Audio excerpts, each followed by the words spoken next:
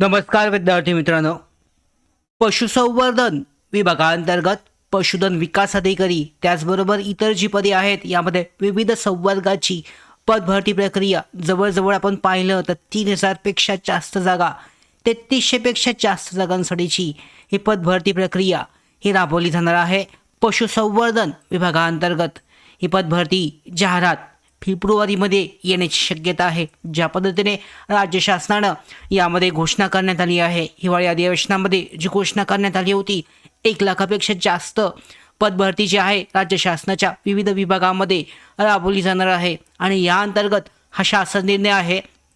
पुनर्रचनेनंतरनं बाह्य स्रोताद्वारे घ्यायच्या सेवांचा पदांचा घोषवारा हा जाहीर करण्यात आला आहे. तर यामध्ये गट संवर्गासाठीचं पद तुम्ही पाहताय पशुधन विकास अधिकारी आहे. यासाठीचं एकत्रित वेतन श्रेणी यामध्ये दर्शवण्यात आली नाही आहे. तर वेतन श्रेणी, पगार, शैक्षणिक पात्रता, अभ्यासक्रम ही सगळी माहिती आपण डिटेलमध्ये जाणून घेणार आहोत. पुढच्या व्हिडिओमध्ये मी डिटेलमध्ये अभ्यासक्रम असेल, त्याचबरोबर वेतन आहे आणि त्याचबरोबर यामध्ये शैक्षणिक पात्रता याची सुद्धा माहिती देणार आहे. सध्या आपण जी पदे आहेत त्यासाठीची एकूण रिक्त जागा आणि एकूण किती जागा आहेत, त्याचबरोबर परीक्षा कोण घेईल याची माहिती पाहूयात. जर नवीन असाल तर नोकर भरतीच्या यूट्यूब चॅनलला आत्ताच सबस्क्राईब करा, जेणेकरून सगळ्या महत्त्वाच्या अपडेट तुमच्यापर्यंत वेळेवर पोहोचतील. तर पशुधन विकास अधिकारी यासाठीच्या एकूण 83 जागा इथे दाखवण्यात आली आहेत. त्याच्यानंतरनं पुढे जर पाहिले तर गट ब या संवर्गामध्ये संगणक अभियंता, उपअभियंता रेफ्रिजरेशनसाठी प्रत्येकी एक अशा 2 जागा.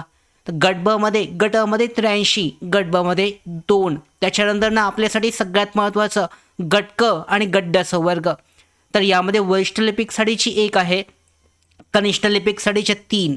सगळ्यात जास्त बहुउद्देशीय कर्मचारी वर्ग 3 संवर्गासाठी 1056 जागा, जैवतंत्रज्ञासाठीच्या 6, पशुधन पर्यवेक्षकसाठीच्या 80, तारतंत्रीसाठीच्या 10 आहेत, प्रयोगशाळा सहाय्यकसाठीच्या 6.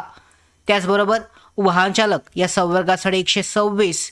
त्याच्यानंतरनं वाहन चालक तथा मदतनीससाठी 153, विधी अधिकारीसाठीची 1, सहाय्यक विधी अधिकारी या संवर्गासाठीच्या 7 आणि डेटा एंट्री ऑपरेटर सगळ्यात महत्त्वाचं पाहू शकता 395 जागा डेटा एंट्री ऑपरेटरसाठी आहेत.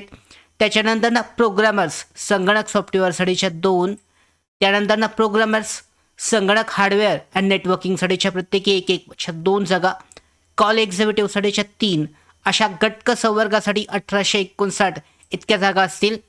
त्याच्यानंतरनं गड्ड संवर्ग यामध्ये बहुउद्देशीय कर्मचारी वर्ग 4 संवर्गाच्या एकूण 1394 तब्बल जागा असतील. तर यासाठीची जाहिरात ही फेब्रुवारीमध्ये येणार आहे.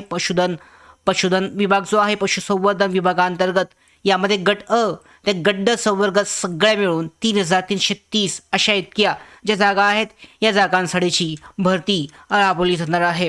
आता महत्त्वाचं म्हणजे ही परीक्षा कोण घेऊ शकतं, तर फेब्रुवारीपर्यंत जर जाहिरात आली तर 100% ही परीक्षा TCS मार्फत होईल.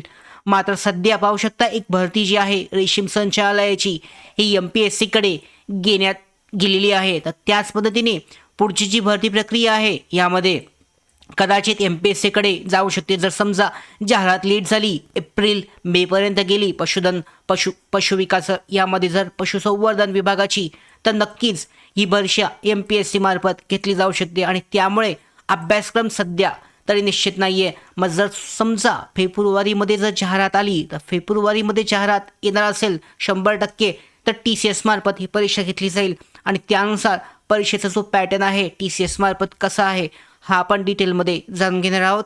प्रत्येक पदासाठीचं शैक्षणिक पात्रता इथे पाहू शकता. डेटा एंट्री ऑपरेटरसाठी काय शैक्षणिक पात्रता असेल, विधी अधिकारी आहे, बहुउद्देशीय आरोग्य कर्मचारी वर्ग 3 आणि वर्ग 4 संवर्ग सगळ्यात जास्त जागा आहेत.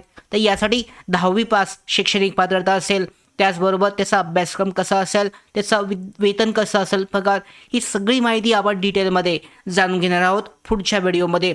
तर TCS मार्फत जो आपण जर म्हटलं TCS मार्फत जर परीक्षा होणार असेल तर त्यासाठीचा पॅटर्न कसा असेल त्यानुसार आपण परीक्षेचा पॅटर्न आणि सिलेबस पाहणार आहोत. MPSCकडे परीक्षा गेली तर यामध्ये पॅटर्नमध्ये आणि सिलेबसमध्ये बदल होऊ शकतो. ते सुद्धा संभावित सिलेबस कसा असेल MPSCकडचा हा सुद्धा आपण पाहणार आहोत. तर सगळ्या अत्यंत महत्त्वाच्या अशा अपडेट मिळवण्यासाठीच नोकर भारतीच्या यूट्यूब चॅनलला सबस्क्राईब करा. धन्यवाद.